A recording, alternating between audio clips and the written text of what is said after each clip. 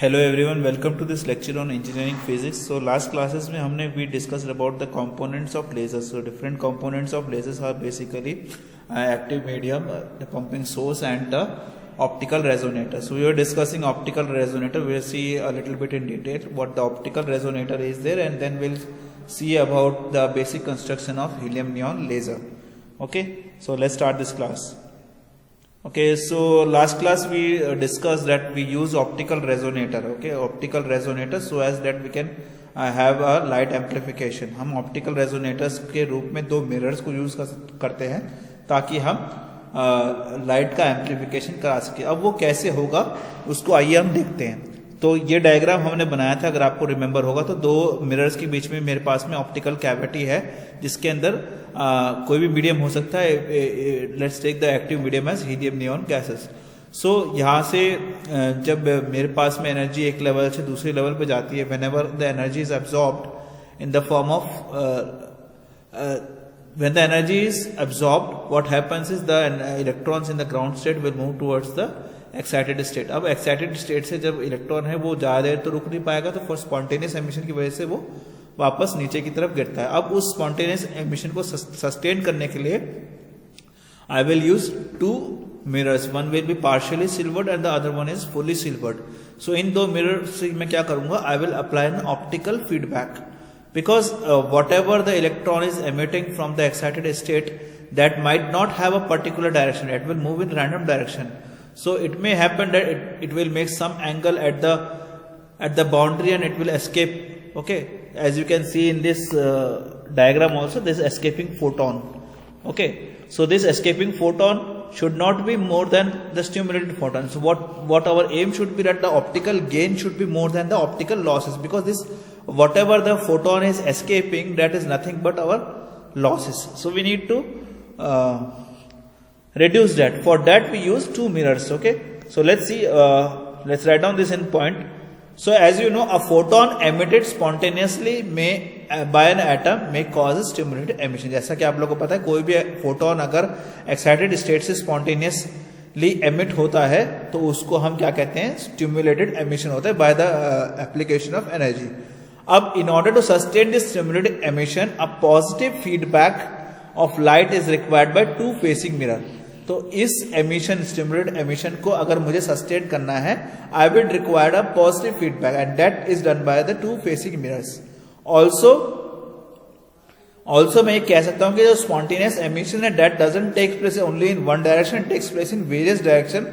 तो consequently there are chances that incoherence may occur. So also the spontaneous emission of photons takes place in various directions. Okay, and the consequently incoherence occurs. तो इस वजह से क्या होगी, incoherence होगी. Again those photons moving at an appreciable angle to the walls of the cavity. जैसा कि मैंने कहा था कि जो भी photon अगर कोई भी appreciable angle बनाएंगे at the walls of the cavity, they may escape. Okay, and that will be lost and that will be counted as an optical loss. Again those photons moving at an appreciable angle to the walls of the cavity or the tube will escape and will be lost.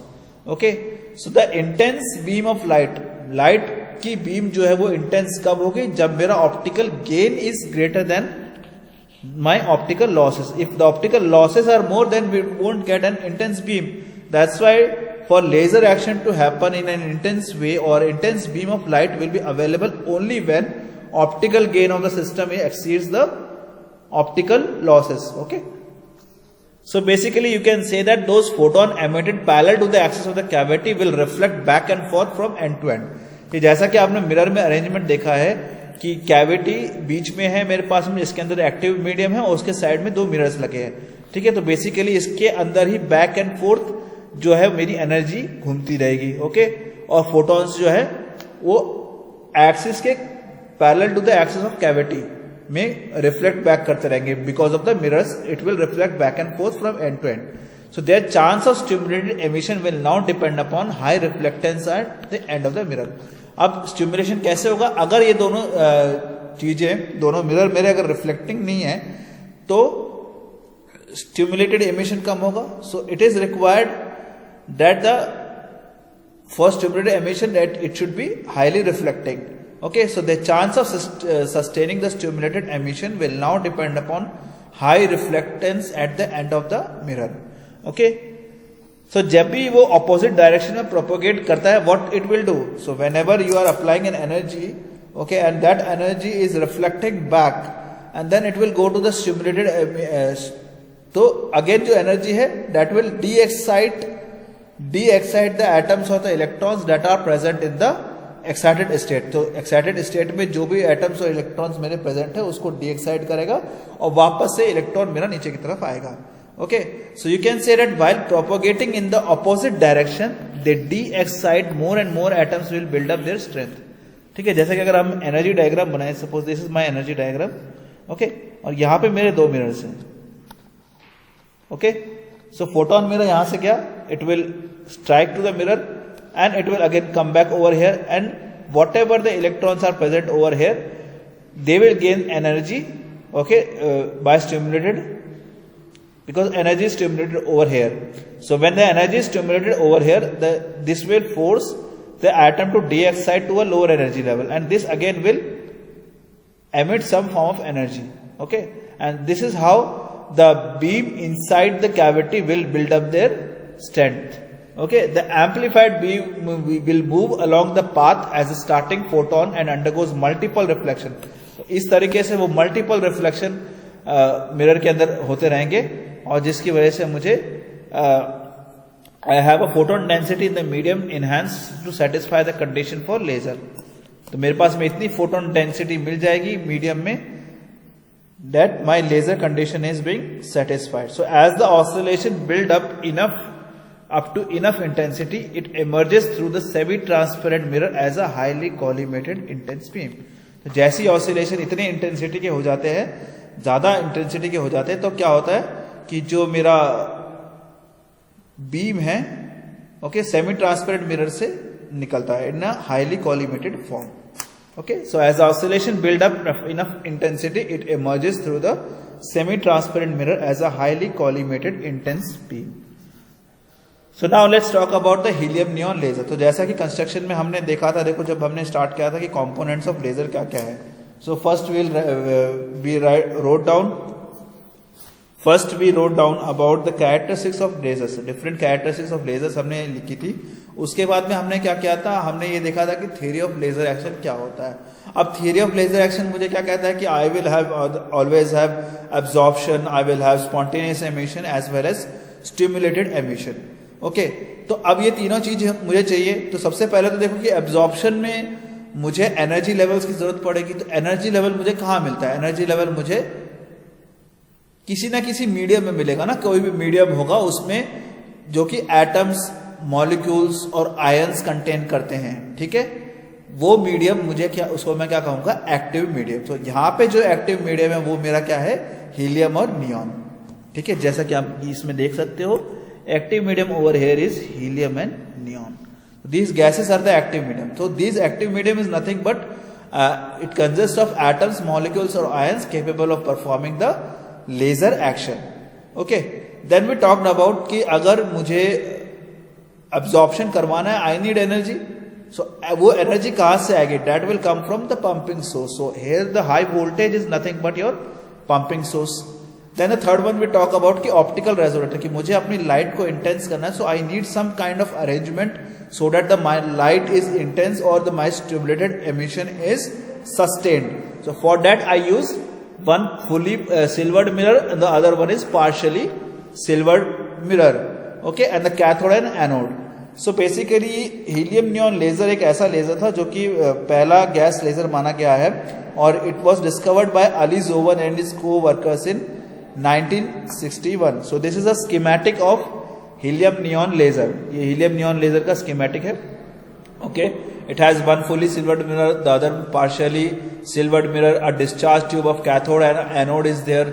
Okay, cavity is there. So let's talk about the characteristics of this helium neon laser. So basically first characteristics is being it is a gas laser. तो helium neon क्योंकि इसमें gases use होती है, okay, mainly helium and neon, तो इसको हम क्या gas laser भी कह सकते हैं. तो the material used in the optical cavity comprises namely of helium and neon. Second one, it is a 4 level laser. So इस 4 लेवल को हम आगे जाके वर्किंग में और डिटेल में पढ़ेंगे. अभी के लिए इतना समझ लेते हैं कि इसके पास में 4 एनर्जी लेवल होते हैं. ठीक है, और बेसिकली इन 4 एनर्जी लेवल में जब स्पॉन्टेनियस एमिशंस होते हैं तो एक वेवलेंथ निकलती है 6328 एंगस्ट्रॉम की. वो जनरली हमारी लेजर की वेवलेंथ होती है.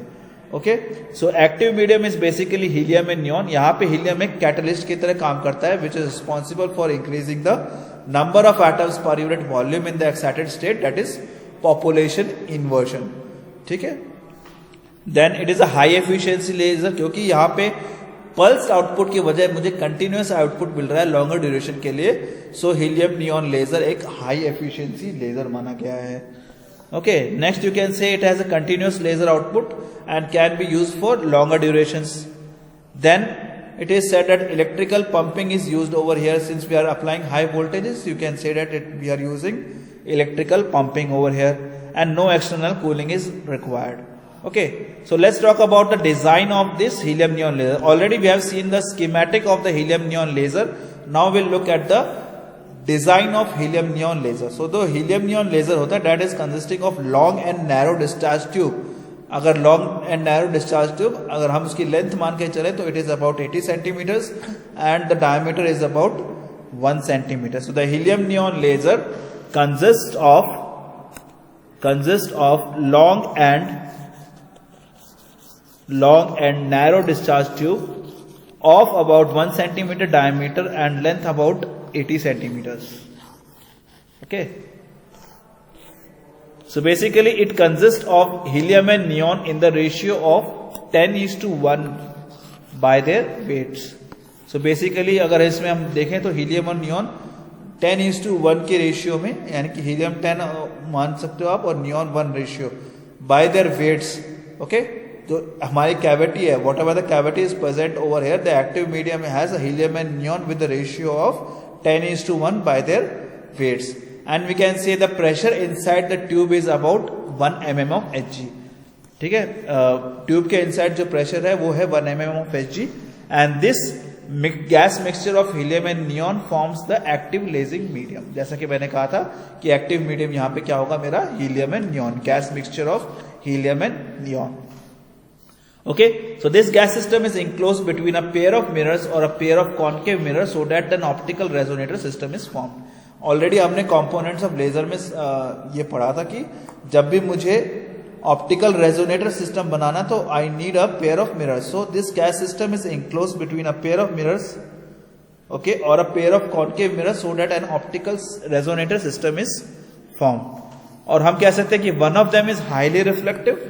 एक मिरर है जो एकदम हाईली रिफ्लेक्टिव है और the other one is partially reflective. Okay, so an electric discharge is used as a pumping source. यहां पे हम पंपिंग सोर्स की जगह पे क्या यूज कर रहे हैं, इलेक्ट्रिकल डिस्चार्ज यूज कर रहे हैं. Okay, an electrical discharge is used as a pumping source. The electric discharge is produce in the gas mixture. ठीक है, इलेक्ट्रिकल डिस्चार्ज जो गैस मिक्सचर में प्रोड्यूस किया जाता है by means of electrode outside tube connected to a source of high frequency alternating current. Okay, so this was the construction. Along with we have a Brewster arrangement so that we can have a highly intense collimated beam of laser. Okay, so this is how the Brewster arrangement is given in the laser. Okay, so this was the construction of laser. Thank you very much.